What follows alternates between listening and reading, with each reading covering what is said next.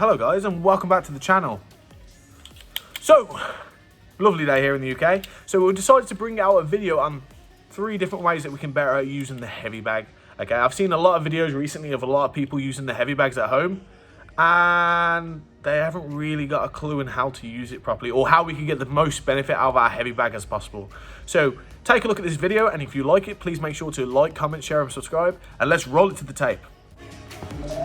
The first point on my list is going to be our range. Now, using the heavy bag is a great time to work out your range.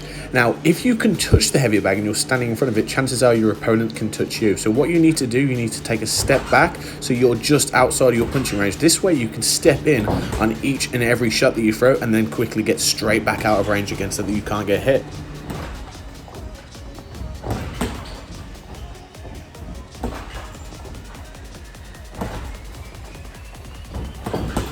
So your legs are longer than your arms, so your kicking range is going to be a little different to your punching range. So that stepped out stance that we got is our good kicking range. So we can also use our teeps and push kicks to keep our opponent away and on the end of our reach.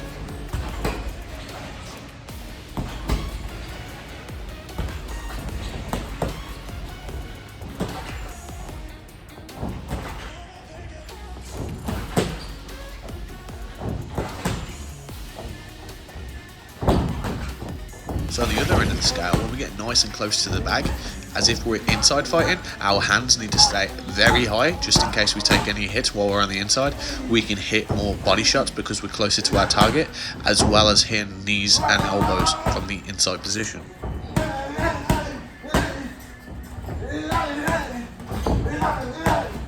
So when we're on the inside position, our work rate will tend to increase compared to the outside position. My hands will stay up, and I even like to frame off my bag or my opponent to get my next shot in. So from this position, it's more of a controlled chaos where we're hitting a barrage of knees, body shots, hooks, uppercuts, elbows, anything you can think of. But you've got to think about outworking your opponent as if you're going to grind the stoppage.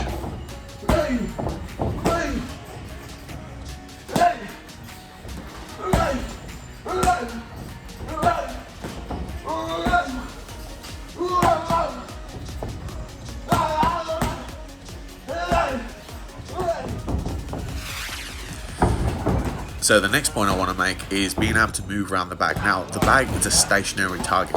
That doesn't mean we need to be stationary. When you're sparring or do pad work, you don't stand in one spot. So why should you do the same thing when working on the bag? Get used to moving around your target, whether it's in and out movements, as if you're going to step in with your shot and then step out to avoid the counter, or whether it's laterally moving around the target to create dominant angles and bigger openings to land better shots where your opponent doesn't have much of a chance of defending them.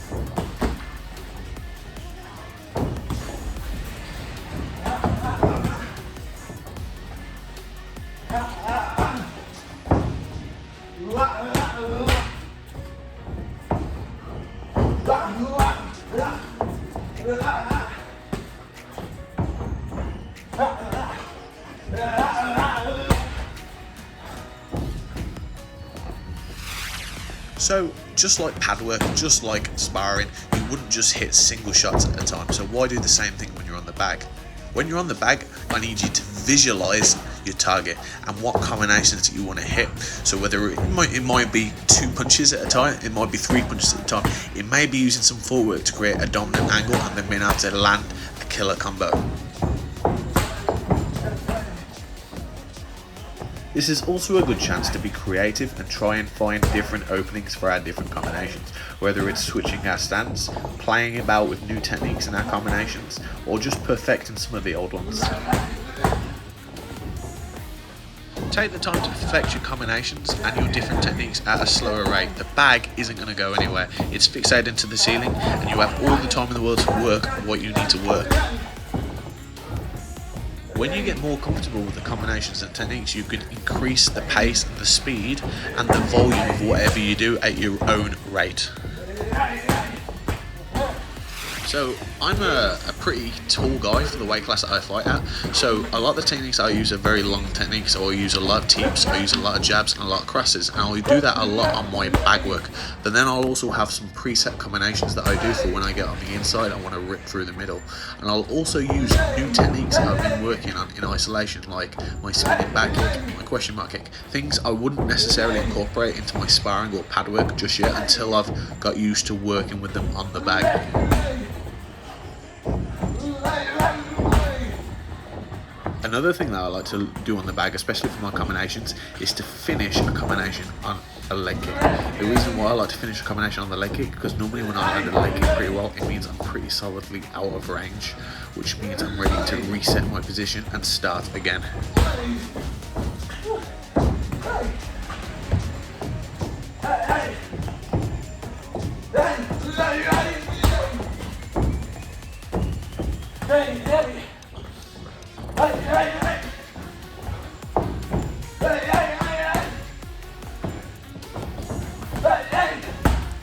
So when we use different techniques, it makes us less predictable than what we're doing for attack, but it also makes us less predictable when we're attacking different areas of our opponent's body. So when we attack the head compared to attacking the head, the body and the legs. When we're attacking all three planes, it makes it a lot harder for our opponent to read what we're doing, and more importantly, adjust his defense to stop what we're going to do.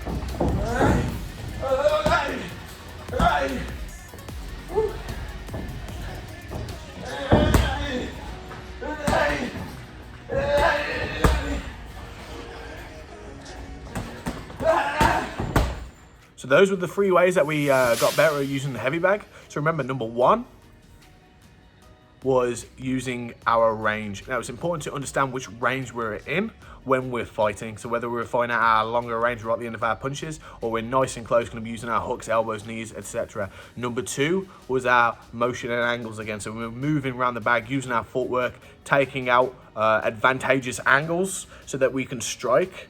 And then number 3 is just being creative. So having a bit of fun, using different techniques, using combinations. And it's really important that when we're using the heavy bag, that we're imagining that's not our opponent. So that's somebody that we're fighting.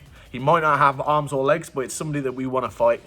So you need to make sure that when you're doing your heavy bag, it translates. When we say it translates, it means that the stuff that we do is also going to be the stuff you do when you do your pad work, and it's also going to be the stuff that you do when you're sparring. So everything comes full circle in the end. Okay? If you like this video, please make sure to like, comment, share, and subscribe. If you want to follow us on social media, you can follow me down here on ReeseJones311, and you can also follow my gym at Tamworth the Fight Hub. Okay? Thanks, guys.